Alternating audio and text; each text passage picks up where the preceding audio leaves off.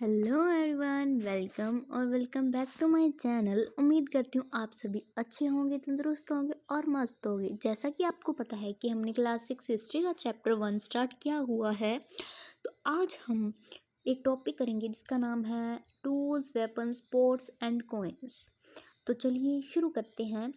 जैसे कि हमने पिछली वीडियो में देखा था कि मैन्यूस्क्रिप्ट्स और इंस्क्रिप्शन से हमें हिस्ट्री के बारे में पता चलता है, वो कुछ सोर्सेज हैं। और हम देखेंगे कि आगे भी ऐसे कुछ और सोर्सेज हैं जिसके बारे में हमें हिस्ट्री के बारे में पता चलता है।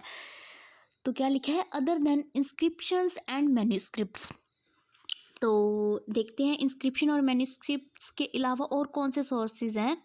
तो there are many other sources to study history, जैसे कि remains of buildings, painting and sculpture, tools, weapons, ports, pens, ornaments and coins.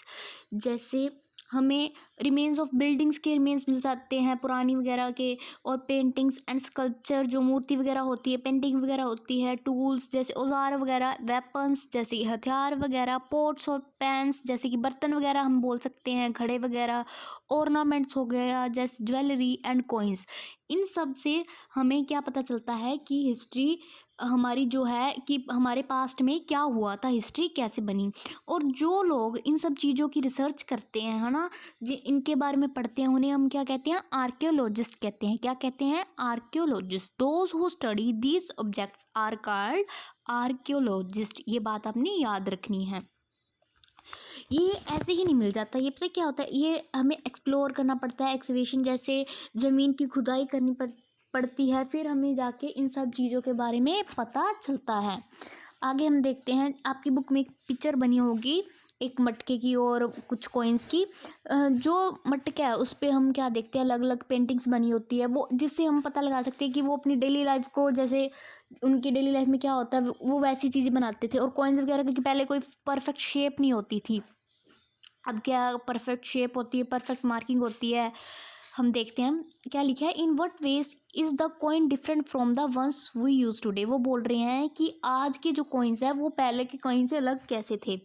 Now days अब क्या होता है, जैसे सिल्वर के कॉइन्स होते हैं, परफेक्ट शेप होती है, परफेक्ट मार्किंग होती है ना, प्रॉपर वो सर्कल की शेप में होता है ना। पहले तो टेढ़ा मेढ़ा सा होता था।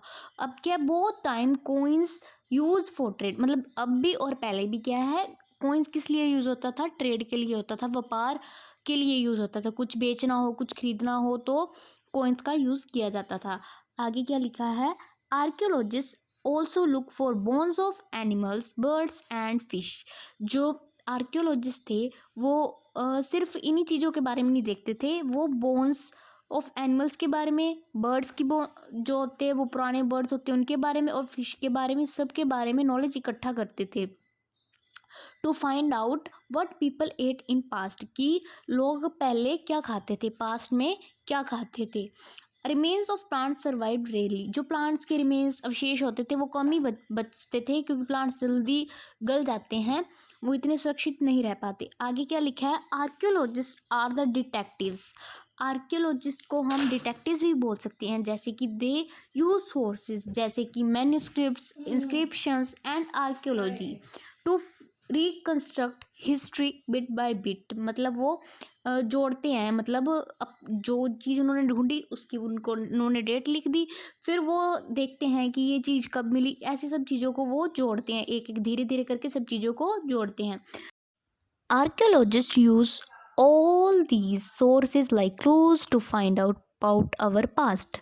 जो आर्कियोलॉजिस्ट हैं वो क्या क्लूज फाइंड आउट करते हैं हमारे पास्ट को जानने के लिए, मतलब ठीक है, वो एक एक चीज़ ढूंढते हैं, उसको लिखते हैं, ताकि वो हमारे पास्ट में जो भी चीज़ें हुई, लोग कैसे रहते थे, कैसा उनका खान पान था, उसको जानने के लिए आर्कियोलॉजिस्ट क्या करते हैं, सोर्सेज को ढूंढते हैं, वो क्लूज देखते हैं।